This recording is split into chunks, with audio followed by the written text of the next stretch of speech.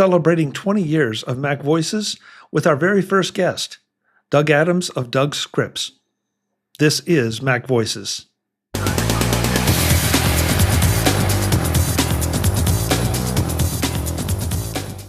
Welcome to Mac Voices. This is the talk of the Apple community, and I'm Chuck Joyner. This is a special Mac Voices episode for a number of reasons. The first one is that on release date, this will be the 20th anniversary of Mac Voices, which is kind of mind-boggling when I think about it. I'm going to, we have a guest, and you'll find out who it is in a minute, because that's the other thing that makes this show special. But after the interview, then I'm going to talk a little bit about where Mac Voices came from and some of the information that some of you keep asking me about Mac Voices. But before we do that, I'm really happy to welcome back to Mac Voices Doug Adams from AppleScripts and from the Next Track podcast. Doug was one of the first guests, or was a guest on the very first Mac Voices episode. Doug, it's great to see you. I'm glad we're both still kicking around doing this. I know. We were just talking before the show how great it is that for 20 years we've been able to do the things that we wanted to do on the internet. And I used to wonder whatever happens to those old guys when their websites start falling apart and they can't get to their computer to update the HTML. I said, I wonder whatever's going to happen to those guys. Well, it turns out you and I are those guys, and things aren't that much different for us, I guess, right? No, but there's still the desire to do what we do. And I think that's what sets us apart from a lot of people that, just let things fall by the wayside. Yeah, it's too bad. A lot of things have fallen by the wayside, but it's great that you're still here. I still like that I'm here. In fact, I've been working on updating AppleScripts for the latest Mac OS operating system, and it just feels like old times. It's like here are the scripts that everybody enjoys, and here are and use and pay me for. And it's remarkable that AppleScript is still around. It is still a vital and robust scripting language for the most part. And it's still a lot of fun to write and maintain the website and chat with users too. So that takes me exactly where I wanted to go, because Doug, when you and I first did the first interview 20 years ago, you're not going to play any of it, are you? No. Well, it's out there if somebody wants to find it. Let's put it that way. It is. Yeah. Yeah. Automation was, I feel like automation was in its infancy on the Mac. AppleScript was obviously well established. Otherwise, you wouldn't have the tools to do it, or have had the tools to do it. And now 20 years later, you're still using AppleScript, which is around, but there are also so many other options and so many things we have. What's your perspective on that? I mean, and is AppleScript the way you need to continue to do it, or could you do some of what you do some other way? I enjoy doing the AppleScripting only because it's, I don't know, I guess because I've always done it. I just enjoy the simplicity of it, although it can get pretty complex. There are other automation tools like shortcuts and, and as far as like actual programming languages like Objective-C and Swift, I've done a little of all of that, but I still prefer to go back to AppleScript. I like creating the UIs by hand, as it were. I'm not using Xcode to make UIs and things. I'm doing it. I feel like I'm a weaver or something. I'm making these little garments out of out of weaving and yarn and by the might of my hands and my creativity. But AppleScript we used to all do a little AppleScript, and nowadays you don't see that. You don't really see where people have discovered that there's an AppleScript dictionary in an app, because there generally isn't.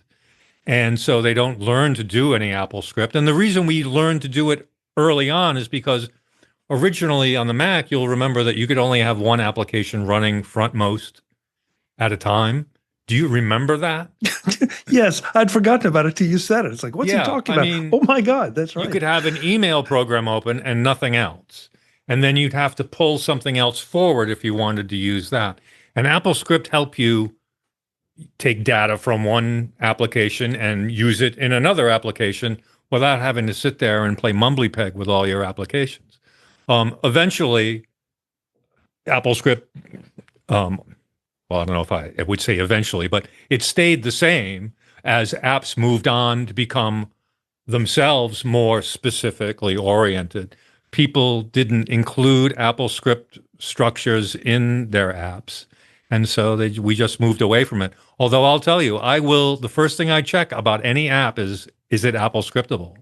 I still I prefer to use apps like Acorn, like Mars Edit, like Panic's Transmit app, Drop DMG. They're all AppleScriptable, so I can create workflows from my website using AppleScript to manage information between those apps, among those apps. So it's still a very viable language if you're a content producer.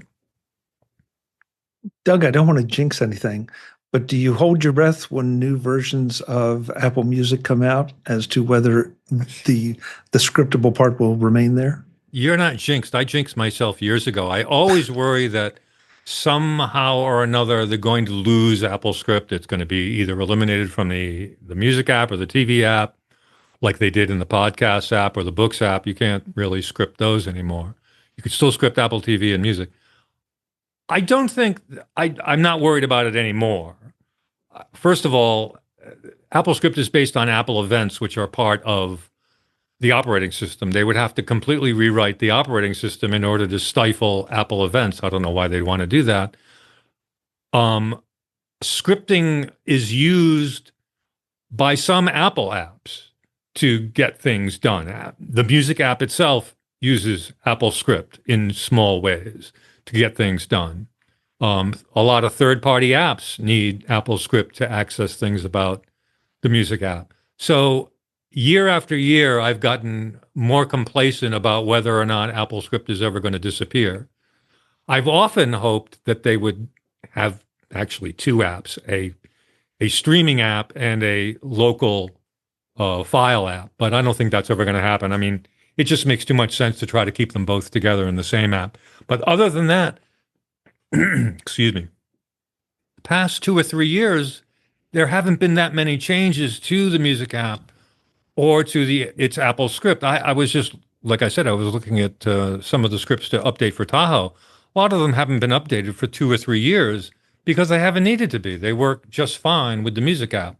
Normally, I am used to updating the scripts, if not to take advantage of new features or new hooks in AppleScript or in the music app, or to take advantage of new API features in the operating system, because with AppleScript you can use the Objective-C app kit and do some scripting with it.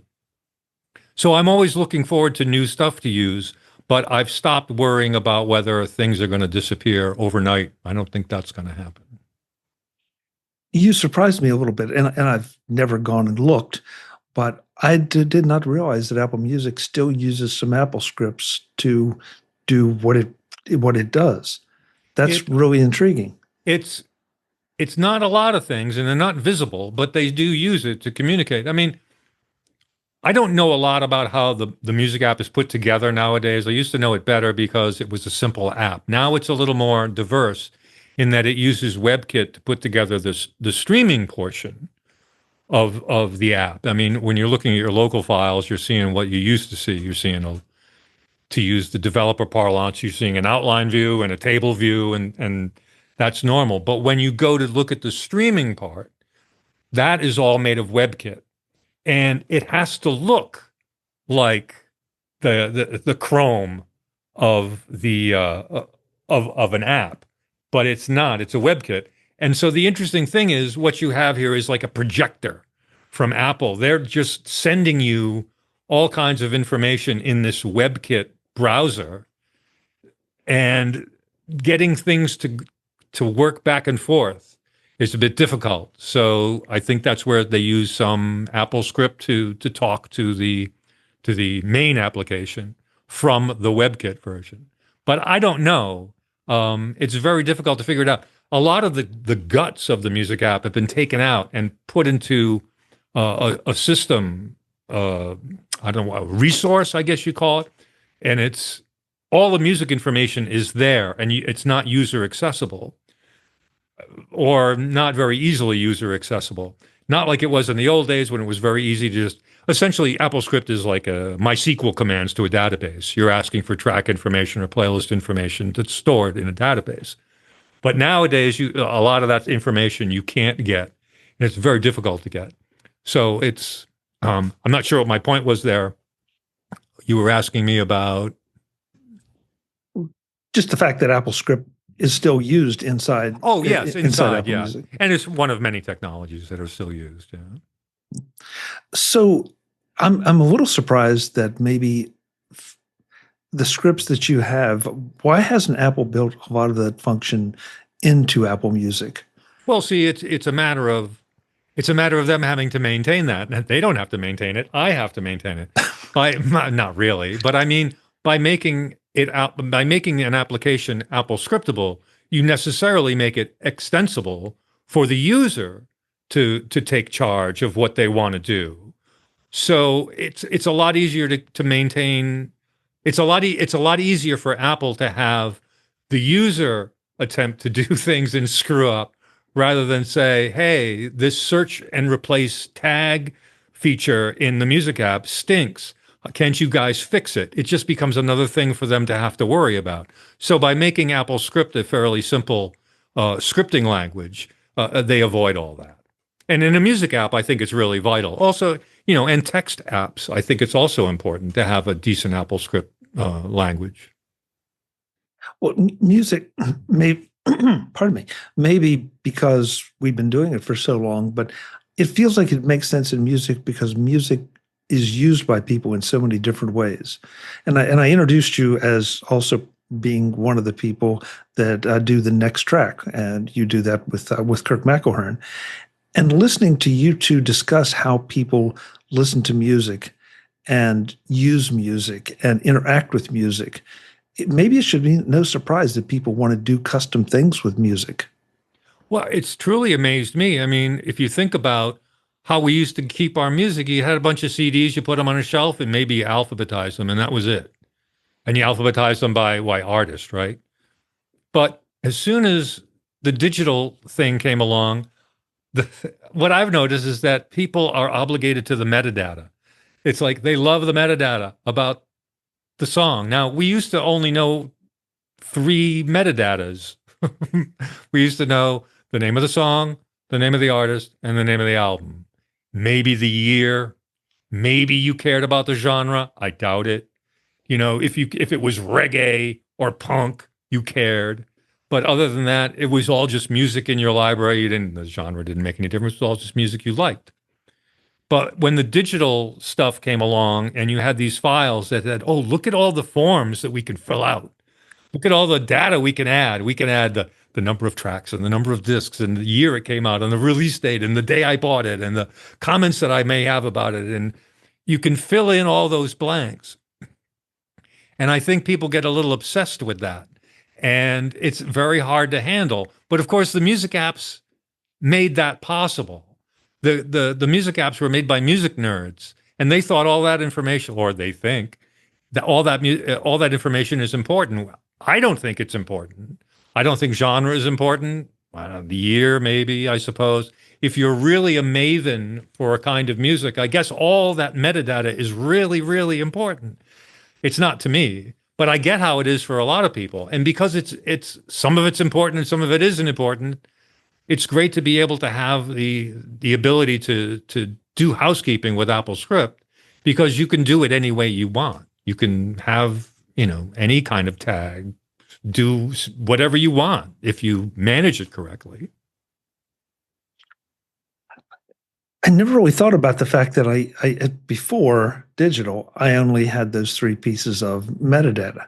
Pretty much. And you're right. I didn't break my CD collection down into, okay, here's the rock and here's the soft rock and here's the jazz and here's whatever other category you want. It was, you're right, alphabetized at best.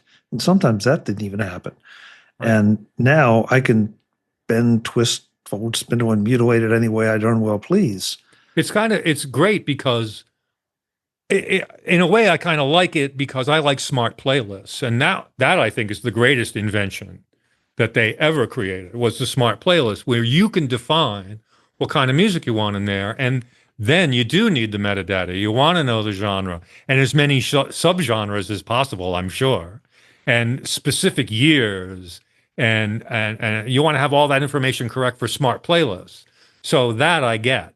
And I use smart playlists rather frequently. And I'm actually kind of glad that I use as much metadata that I do, despite my rant about only needing 3. But I mean, I use it for sure to make smart playlists that are. Let me tell you about. I wanted to remember to tell you this. This has nothing to do with anything we've been talking about, but I just remembered I wanted to tell you about this. I have music in the bathroom. Have I ever told you about my music in the bathroom experiment? No, this is new. Okay.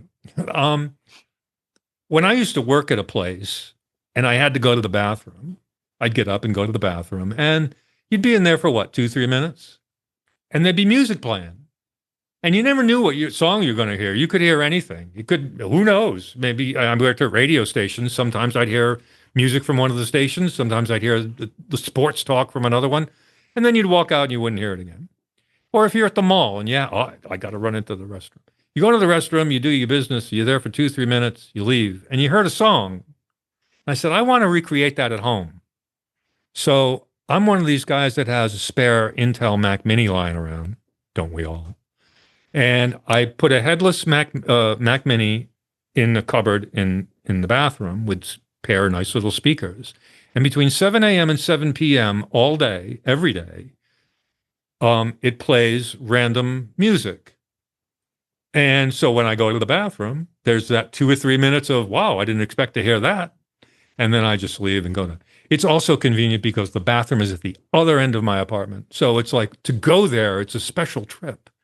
And I get to hear songs. Now, the reason I thought of that just now is because I used a smart playlist to create the library. I went to my main library and I said, I want a playlist of songs that are between 2 minutes and 8 minutes that came out between 1965 and today. And whatever else I put in there, no children's music, no holiday music. So all of these things. So I created a library of maybe 4,000 tracks, and I dumped it onto the bathroom Intel Mac Mini.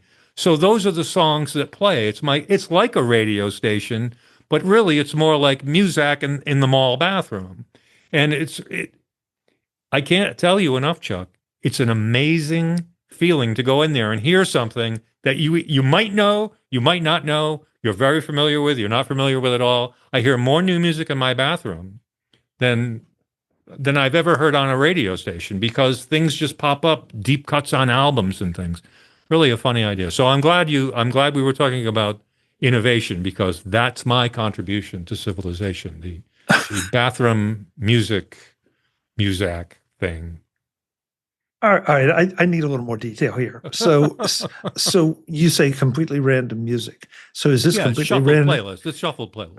Right, but it's random music from your library. It's not just reaching out to Apple Music and saying, play me anything. No, but once in a while, I will dump a few new albums in there if it's relatively new. Or, the fact of the matter is, I have so many albums I haven't heard all the music on. I just dump them in there, and then I do hear a lot of new music. It's just music I've had that I just never listened to. Okay, so I often wondered if I would get to that point too. People used to say to us, why do you guys have so much music? You'll never get to hear it all. And that's kind of true. But again, if you use my patented bathroom Intel Mac Mini music system, you can, you'll run into these songs. And that's what I wanted to experience. I wanted to run into some of these songs, not specifically play them, but to run into them. And that's the only way I could do it at my house, unless I just turn on shuffle all day long. But I didn't want to hear music all day long. The trick was to hear it as you walk in there for 2 minutes or 10 minutes. Morning stuff is, I get a treat. Yeah. 15 minutes. Okay, so let's say that you go in and there's a track playing and you think, oh, I really like that. And I don't recognize the artist, but I really like it. Since your Intel Mac Mini is headless, how do you know what's played? Oh, you think I didn't think of that? You No, think I didn't think of that? I have an AppleScript running on the machine, and it monitors the music app on that machine, and it creates a log every day, which I maintain for 7 days. So every day of the week, there's a log of the music, song name, artist, album, of every track and what time it played. So if I hear a song and I go, it's 9:30, go check the log. Remember 9:30? I run into whenever I'm at another computer, and I access through screen sharing the log that I've been maintaining on that machine. And I go, oh, 9:30, I played the Flaming Lips something or whatever. So I have that covered. And the other thing that script does, is actually that's the thing that gets everything going. The script launches when the computer starts in the morning. It's scheduled to shut down at 7 p.m. and start at 7 a.m. When it starts at 7 a.m., in the login items is this AppleScript applet that starts the music playing and then maintains watching the music app and maintaining the logs. At 7 p.m., the computer is scheduled to shut down, so everything shuts down. Doesn't make a difference. I don't care if the apps crash or something because the system will shut them down. So that's how that works. I mean, it was an interesting experiment in home automation, actually. I mean, that's another reason why I wanted to do it, because it's part of the home automation, but it's not home automation. It's automation I created on a computer that I'm using in my home. But you know what I mean? But that's another thing. Speaking of automation, I really wish you could automate HomeKit, or what they're calling now. What are they calling it? Home. But you can't AppleScript anything like that. Now, my entire house, virtually all the lights are on Alexa, and maintained on Alexa. Some of them are on HomeKit. You know how it is. If you do home automation, there's not a lot of compatibility with HomeKit, but Alexa takes everything. So I use Alexa. And if I could automate my home using AppleScript, sitting and I have temperature monitors and light sensors and movement monitors. What do they call those? Not movement monitors. Motion detectors. Motion detectors. Yes. I have motioned all of those things in the house to help me run the lights. It would be great if I could access those via AppleScript. And so when something happens, do something. But unfortunately, you've got to use the prescribed actions that are in the app. So you can only do so many things, but it would be fun to have other things going on, like if the temperature changes or the light comes on, maybe you have different music come on. I know it does something like that very elementary, very basically, but it's not the same as actually getting at the script menu, the AppleScript guts of something, and creating your own sort of thing with HomeKit. I don't know if they ever will. There is a security issue with AppleScript. Let's say that right off the bat. AppleScript is very capable of destroying everything on your computer. I could write you a script right now and say, "Here, Chuck, try this," and it could delete everything on your computer without you even knowing it. So they have to be very careful about how they implement AppleScript, and any language really. I mean, security really does seem to be their top concern these days. So AppleScript sometimes gets stifled. And it doesn't surprise me that they're not doing it with HomeKit, but boy, it would be great if you could. Yeah, I mean, and I know there are workarounds. If this, then that. Zapier, I think, is another one. Yeah, but I'm like you, and at some point, and listen, I really honestly admire the bathroom project, because you found a way to do it and not have to use some of those other services. Because there are times it's also lucky that I have a spare Intel Mac Mini sitting around. I mean, I'm sure a lot of guys like us have spare Macs sitting around, so it's sort of easy thing to do. Yeah, but I find that I end up limiting myself with some of my home automation projects, because if they get too complex and then something breaks, then it's a nightmare to fix, and it kind of becomes a diminishing returns kind of thing. So I tend to limit myself to pretty basic Yeah. operations, even though I can envision 5 dozen things that would be really cool to do. But then I don't want to troubleshoot them. I don't want to maintain them, Doug, like you're doing with the AppleScript Exactly. library. Yeah, exactly. I mean, that's how I feel about my home automation too. It's like I only do the very basic things because if you try to do the trapeze act, it's gonna fail sometimes. I mean, it fails now occasionally. Certain things are supposed to happen when it gets cloudy around here. Certain lights are supposed to come on. Well, sometimes that doesn't work. Things like that. Sometimes all the lights in a room will come on instead of the two that I asked to come on. They're just. I remember 15 years ago when I first heard about home automation, and I've forgotten half the hardware that you had to hook up to work with it. But it really seemed like it was really going to take off, and it hasn't really gotten that far. Um, I mean, everybody seems to be satisfied where you can buy cheap LED lights, and that's amazing. But I really expect a lot more than that at the consumer level. I mean, I really don't want to have to think about it a lot to want to do this stuff. It should be easy to do, and it's too easy to do. It's not complicated. That's a really interesting way to look at it. And I agree with you completely that if I go and buy lights from company A or company B, it's a cinch to hook them up and make them voice controllable. Hmm. And that's it. But if I Yep. want to stack things on top of it, now I've got to get into the more sophisticated Yeah. aspects of it. And that's not what mere mortals want to do a lot of the time. Yeah, I think that they're not giving us input at the right level. We need access not at the app level, but just before. I want access to the light. I want the light and the motion detector.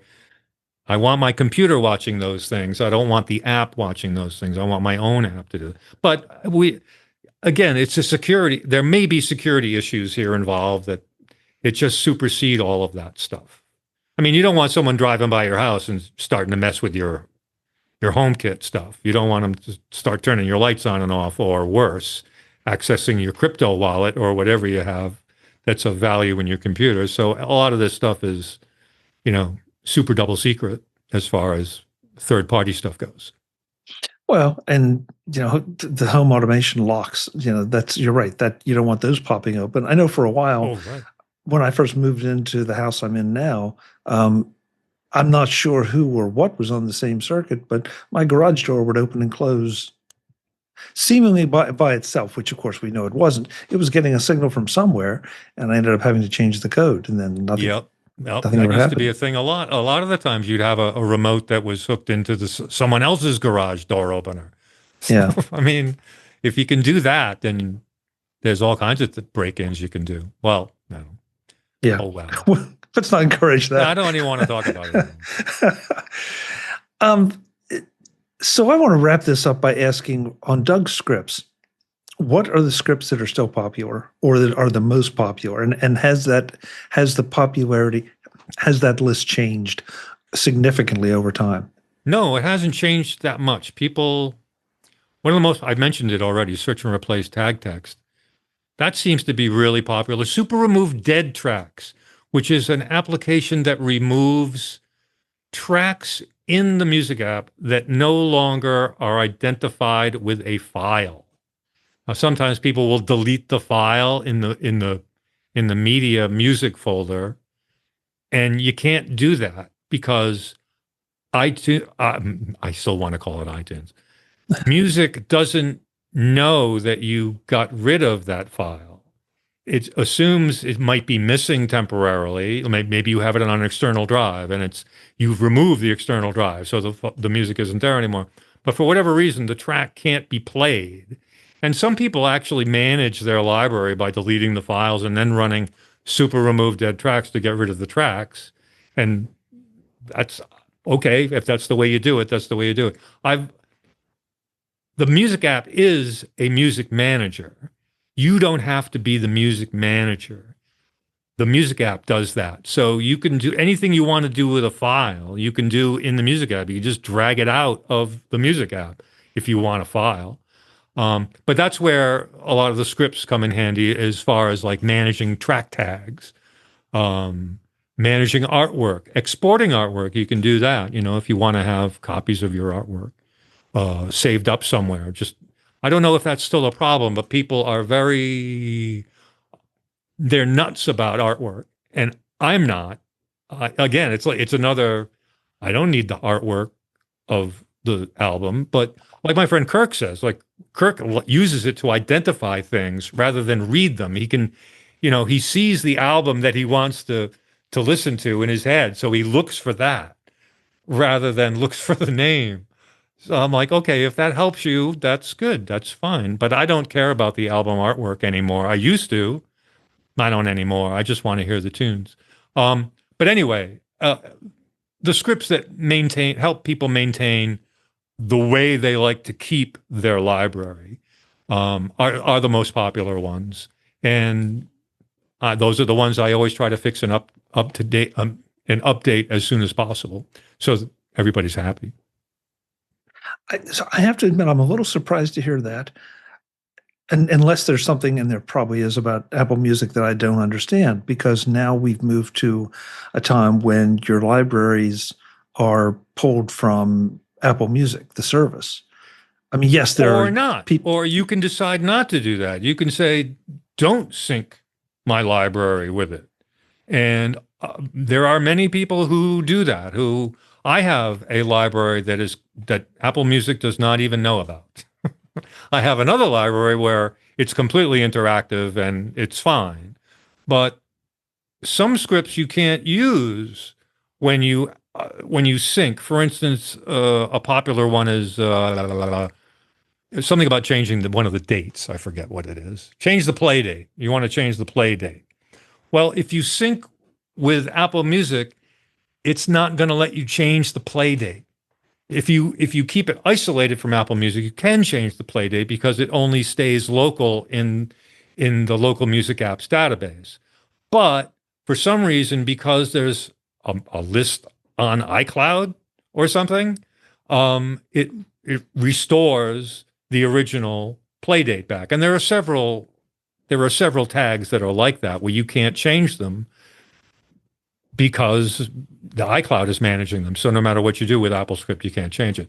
So while I agree with you, yes, we do interact with the iCloud music. A lot of people don't. A lot of people, well, I don't want a lot of people. Some people do. A lot of people still listen to music the way Steve Jobs taught them to, and that is you get your CD, you rip it into your computer, and that's how you listen to music. I still do that. That's pretty much how I do. Although I love Apple Music. I love being able to listen to anything I want whenever I want. It's great. But it's a different thing.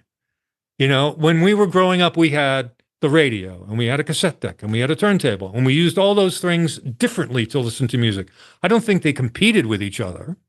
They were used for different purposes. Same thing with me and Apple Music and Apple Music. The Apple Music in my library collection, I listen to one way, but Apple Music from the site, that I stream, I listen to another way. It's kind of more like radio. But my collection is a different thing, and I don't let them come together. Well, like I said, on this one place, they can mix and match all they want. I don't care. But my real library, I keep preserved. My CD collection that I've ripped, I keep preserved. So.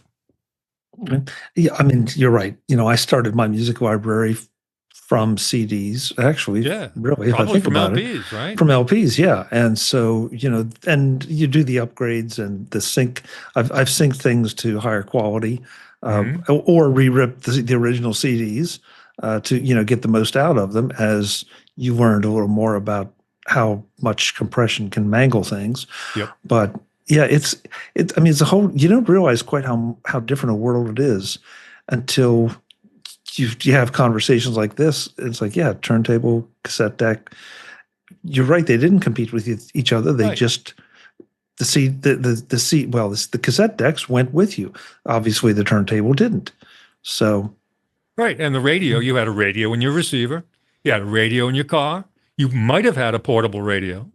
I mean, you had but you didn't think of it as being better than your turntable because you were listening to a radio station that was playing the music that you like. So that's good. That's nothing. I like that. You're not going to replace your turntable with just the radio. Um, as far as like the acquisitiveness that people of our generation have about music ownership, I mean, the idea of ownership led to the idea that streaming services were a way to rent your music, when actually you're not renting the music, you're getting access to all the music. So you can keep your collection over here, but if you want to access anything ever recorded, everything, every single thing ever recorded, you can listen to it with your streaming. And if you think of it that way, it's not really renting. But I think because we're so acquisitive, we think in terms of acquiring it, of having it. And you don't need to have it. You just want to hear it, right? When you heard a song on the radio, you didn't immediately say, I got to get that. I got to have that right now. Because you'd be getting 500 songs a day. So you didn't have to acquire radio music. Why do you have to acquire all the streaming music? It's okay. I still buy CDs. I still like going to flea markets and buying old CDs, a CD for $1. And it's like, I don't like the Doobie Brothers, but that Doobie Brothers album is kind of cool to have around. So sure, I'll pick it up, that sort of thing. But I still get a kick out of ripping it, and I still get a kick out of managing it that way. But I also get a kick out of listening to an album once, if I only need to hear it once, by the streaming service. See, I'm not calling you out, but I'm going to point out that a minute ago you said that the artwork wasn't important and some of the metadata wasn't important except for screen streaming, and yet you're going to flea markets and buying Doobie Brothers CDs. Well, wait, what?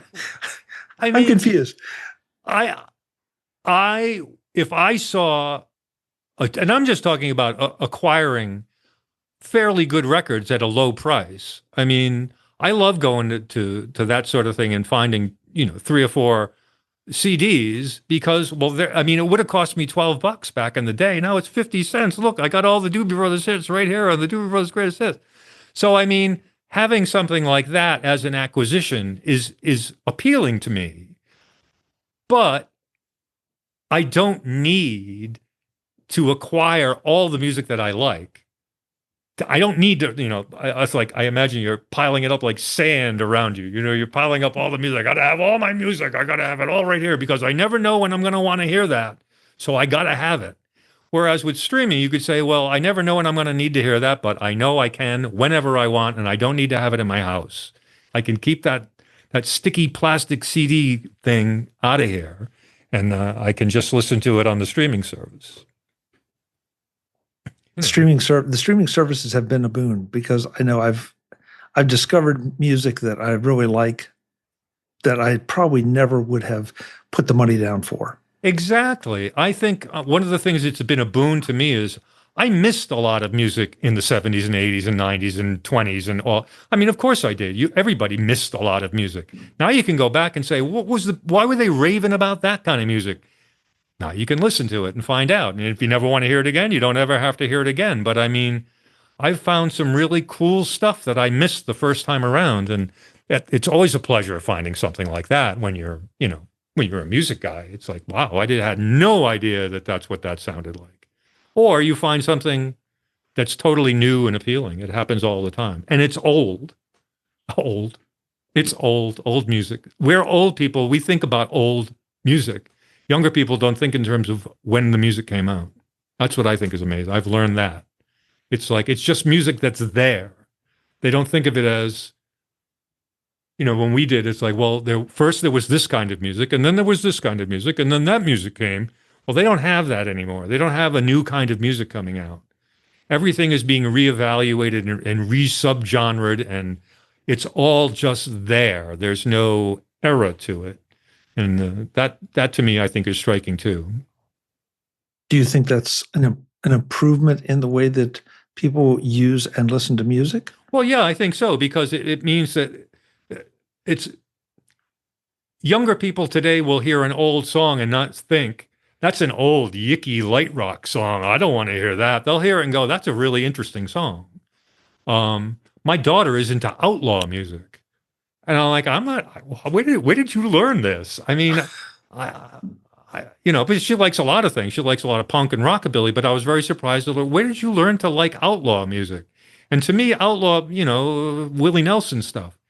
And while Willie Nelson is fine and everything, it's like, what? We didn't listen to Willie Nelson in the house when she was growing up. So, I mean, people can find the strangest things.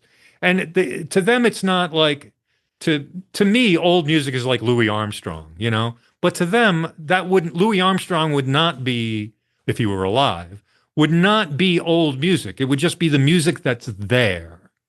If you can get that perspective. It's like they were born and all that music was there already. Classic rock was already there. If you were born in 1980, classic rock music is all there. There's nothing new about it or old about it. It's just there.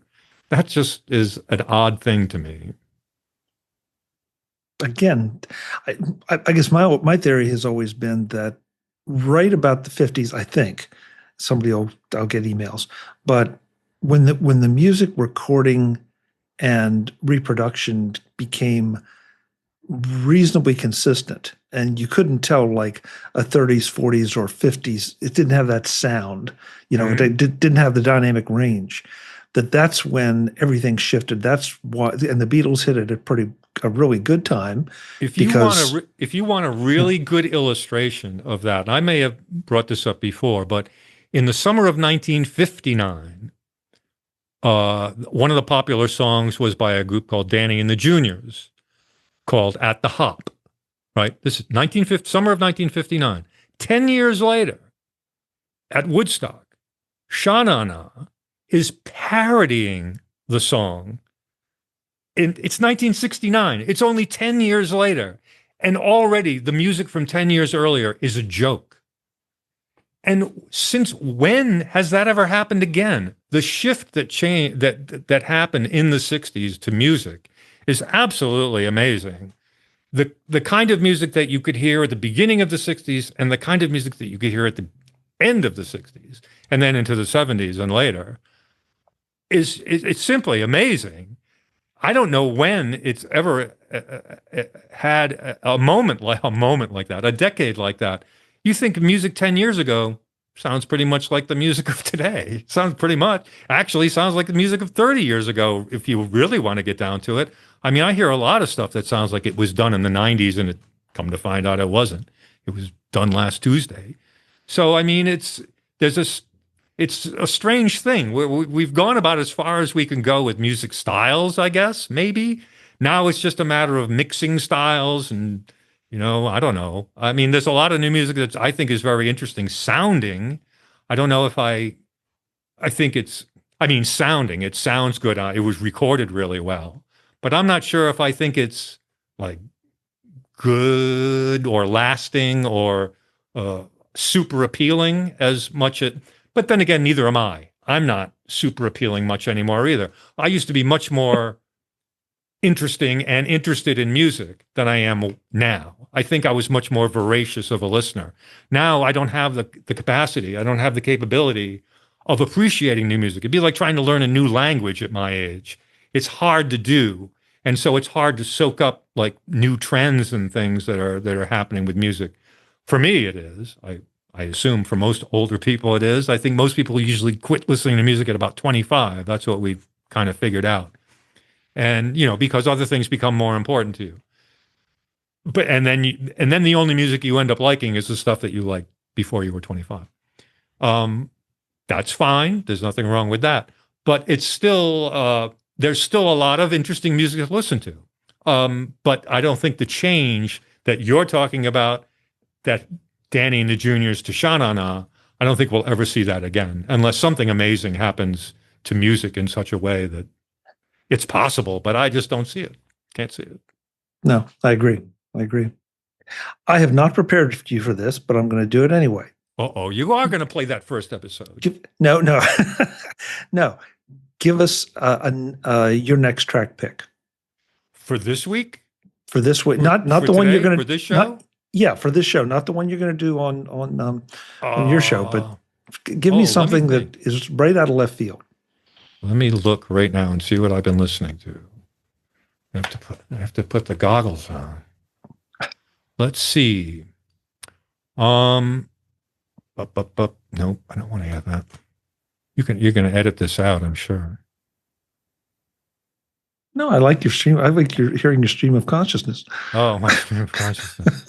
Is it, can you hear it? You know what? That's funny. I volunteer at a local streaming radio station. I do 2 hours a week and I play music.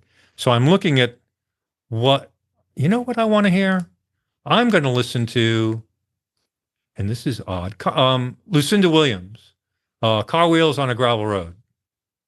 Do you know that album? I don't even know who Lucinda Williams is. So no. Lucinda Williams is I hesitate to call anybody a country singer, but okay, because this is how we communicate about our knowledge about music. She is a country singer, but she's like Steve Earle. She's done a lot of work. This album was done with Steve Earle.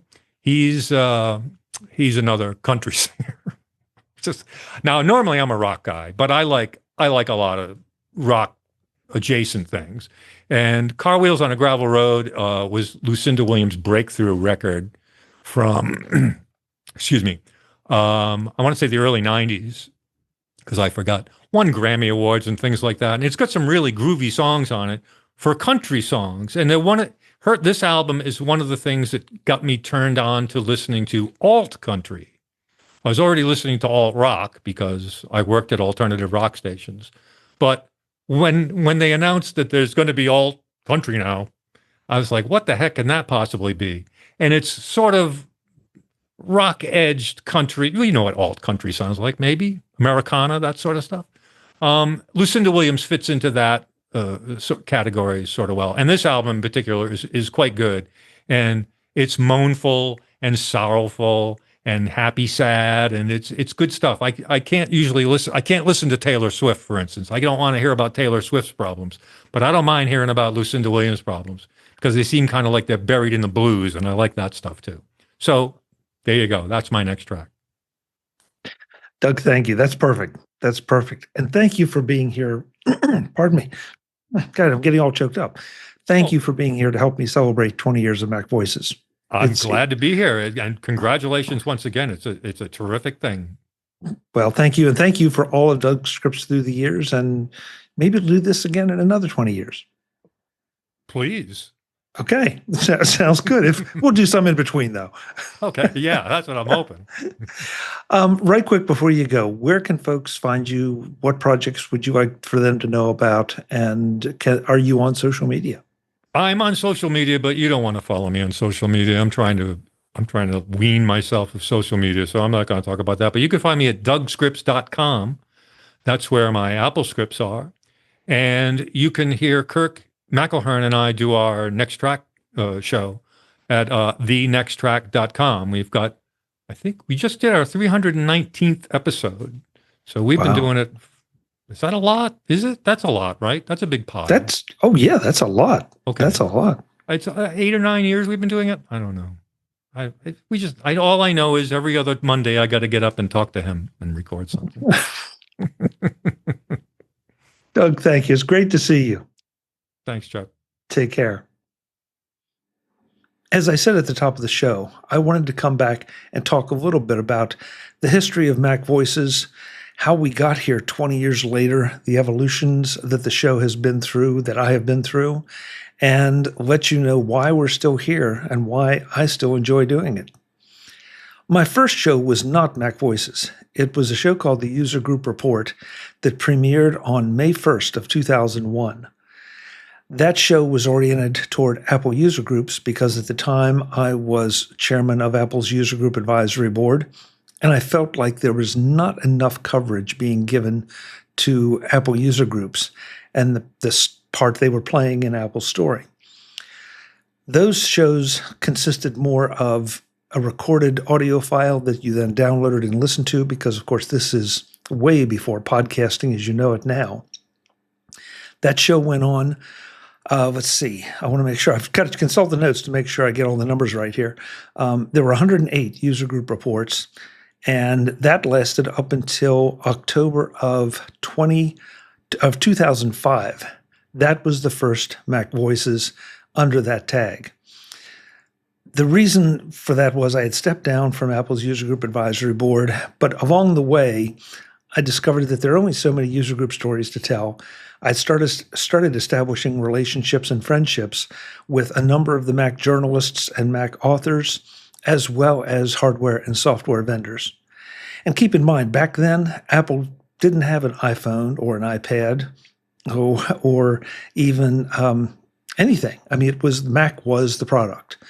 So hence MacVoices. It was driven by the fact that as podcasting was ramping up in 2005, I received a number of emails that basically said the same thing, that said, I found your show kind of by accident. I really like what you're doing and I like the content, but I'm not a user group person, so I almost didn't find you. And that's when I figured it's time to do a rebrand into something a little more recognizable. And of course, podcasting, Macintosh, MacVoices. What could be more natural? At the same time, though, 2 days earlier, on October 16th, I had released the first MacNotables show. Now, MacVoices was conceived as one-on-one conversations. MacNotables, on the other hand, was a closed panel of Mac experts and authors that got together on a regular basis and analyzed whatever was going on in the world. And so MacVoices and MacNotables were running concurrently for a long time. Eventually, because MacVoices had been conceived as a one-on-one kind of thing, I started a show called the MacJury, and that was premiered April 8th of 2006. And that was just what it sounds like, a panel discussion where I wasn't limited as to who would participate in the panel. I could invite anyone I wanted, and that led to a completely different dynamic than we had on MacNotables. Not better, not worse, just different. And somewhere along the way, about 2009 or so, I started experimenting with video and publishing both of those shows as video versions as well as the audio under the name MacVoicesTV. And that got a little confusing because the show numbers didn't line up, release dates didn't necessarily line up, and it just became a little confusing. And along the way, too, I found out that trying to maintain multiple websites, multiple feeds, do multiple schedulings, and also discovered that a lot of people who might have been aware of, say, MacNotables had no idea about MacVoices or the MacJury. So I've decided to roll them back all into one entity, MacVoices, and keep on going. But as you might imagine, since I talked about the show numbers, that was a little bit of a challenge. So I had to redo all of the videos, put them in the appropriate MacVoices feeds, or introduce them into the feeds if it was a MacNotables or MacJury show. So all this turns into a bit of a mess that then kind of smooths out and becomes the MacVoices that you pretty much know today, where it's not broken down into segments. It's not broken down into this is a panel show, but this is a one-on-one interview. It's a little more consistent. In fact, it's a lot more consistent, and it's a whole lot easier to maintain because I was spending way too much time administering the websites and the feeds and all that, and not being able to create the content the way I wanted to. Somewhere around 2018, 19, in that range, we started doing MacVoices Live on Tuesday nights, and that just became sort of a whim, trying to do a live show and see what that was like. And also, though, because of time zone issues and the audience is global, it presents some issues watching it live. So the MacVoices Live shows went into the MacVoices feed and continue to for that very same reason. Also, another evolution that came along, and this is a little more recent, is just the idea that long-form content doesn't seem to be as popular as short-form content. That's why you see the Mac Voices live shows especially, and sometimes the one-on-one interviews get sliced up into 2, maybe 3, even 4 shows so that they don't drag out too long. And I confirm this for myself because I know how I am when I look at my podcast listening. I evaluate, do I really want to invest an hour and a half in this show, no matter who the author is or who the guest is? So that's why that evolution has happened. So right now I'm targeting somewhere between 20 to 35 minutes. I detest things that cut off right in the middle of a conversation. So I try to make sure the splits are logical, but that's how that has come to evolve in the multi-part shows has come to evolve as opposed to just one long interview with an individual or a group. So the other question that gets asked all the time is, how many Mac Voices have you done? And so for purposes of answering it here now today, because the answer is honestly, I'm not quite sure. And I'll explain that in a minute.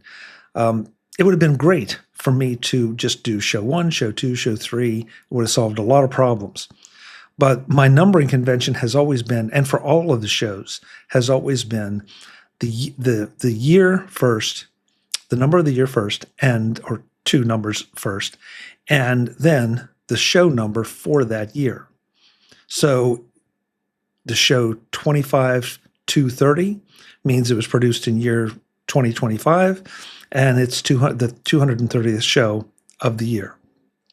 Go farther back, and you'll see shows like 925, which means it was produced in 2009, and it was the 25th show of the year.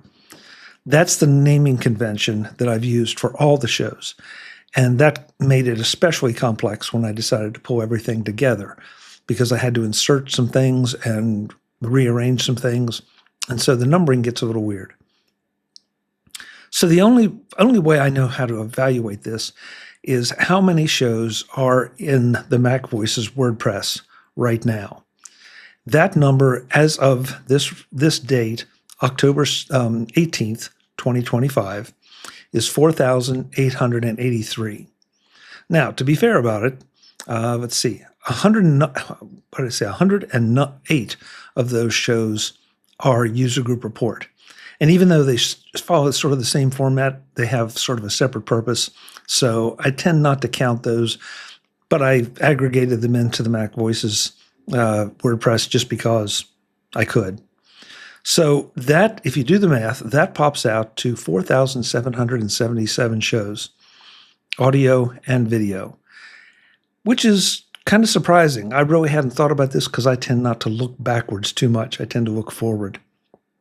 But it's an interesting body of work if you have an interest in how things were then, some of the topics that we discussed. Some of the shows from Macworld Conference and Expo are especially interesting because, of course, that's where you were looking at all the new cool hardware and meeting some of the people that were making it happen. And it just, what can I say? I think that if you want to go back and look at things, it's really interesting to watch. Now, I do want to mention one other thing here. You may be familiar with the MacVoices TV channel on YouTube, but there is a separate MacVoices Legacy channel. The reason for the Legacy channel is that in the early days of my experiments with video, I did not use YouTube. I used a separate, specifically for podcasting video host. Unfortunately, that company went out of business, but they did give us enough time to pull all the videos off and re-upload them to YouTube so they were hosted somewhere. But YouTube then and YouTube now does not let you set release dates manually. It's automatic. And so to incorporate them into the regular MacVoices feed, MacVoices TV feed on YouTube, I would have had to be releasing current shows along with shows that were years old. So I created a MacVoices Legacy channel, and that's where some of the earliest videos are. And I'll make sure there's a link in the show notes to the Legacy channel because it's not always easy to find if you're not looking for it. The Legacy channel has 231 videos. which are not in the regular MacVoices TV feed. In the regular MacVoices TV feed, as of now, there are 2,453 shows. So again, if you're interested in going back and seeing the way things were back then, go for it. If not, stick with us for the more current stuff. I think that's the history of I'm just checking my notes here, but that's the history of MacVoices and how it came to be and the multiple shows that were, contributed to it. It's been a great ride, and I've had the opportunity to meet so many people that I really respected and had on a pedestal, and a lot of those eventually became very close friends. I've been very fortunate along the way for so many reasons in so many ways to have had great people donate a little bit of their time to me and to you to entertain, inform, and hopefully we've given you some great things to think about along the way. That's one of the other things I like is I want to make sure you're thinking about some of the things and not just taking them and assuming that we're all correct. And hopefully we've given you a few laughs along the way. So to wrap this up, I need to say a bunch of thank yous, and there's no way that I can possibly name everyone who I'd like to thank just because I will leave somebody out accidentally, and I don't want to do that. So I'm going to do blanket thank yous. And first of all, I want to thank anyone who has ever appeared on MacVoices or any of the other shows along the way. You're the reason that I got here. You're the reason I am still here. Because every single show that I've talked about here, no matter which one of the show titles or whatever, I wanted to talk to those people. There's never been a time where I thought, oh, I really should have that person on because. No. Every one of my guests, every conversation has been intentional, and it's been something that I wanted to talk about, I wanted to learn about, I wanted to share with you. So thank you to all of those folks. I can't possibly thank you enough. Some made one appearance, some made literally hundreds of appearances. Next up, I want to say an extra special thank you to the MacNotables panel. Those were, as I said before, Mac experts and tech journalists that I held on a serious pedestal, and they eventually all became really close friends. And we had a lot of laughs doing those shows, but we also covered a lot of great topics. So thank you to everyone that has ever been on the MacNotables panel. All the sponsors, all the folks who have supported MacVoices over the years, thank you so much. Again, I wouldn't be here if you weren't giving of those sponsorships. No matter how you did it or what kind of sponsorships they were, not just financial. I thank you so much. Lastly, to all of you, anyone who has watched the shows, any of the shows, whether it's one or more, thank you so much for your time and your attention. I hope we have given you things to think about. I hope we've entertained you and also informed you. That's the objective of MacVoices. That's it. That's 20 years. The 21st year starts next time. I'm Chuck Joyner, and I will see you then, and here's to another 20 years. Thanks for watching. Visit MacVoices.com for show notes and to connect with Chuck on social media. Get involved in our Facebook group or like our Facebook page, and get more out of your Apple tech with MacVoices Magazine, free on Flipboard and on the web. And if you find value in it all, consider supporting us through either our Patreon campaign at patreon.com/MacVoices or by making a one-time donation via the PayPal link on our front page and in the show notes of each episode. You will join these fine people who help bring you MacVoices.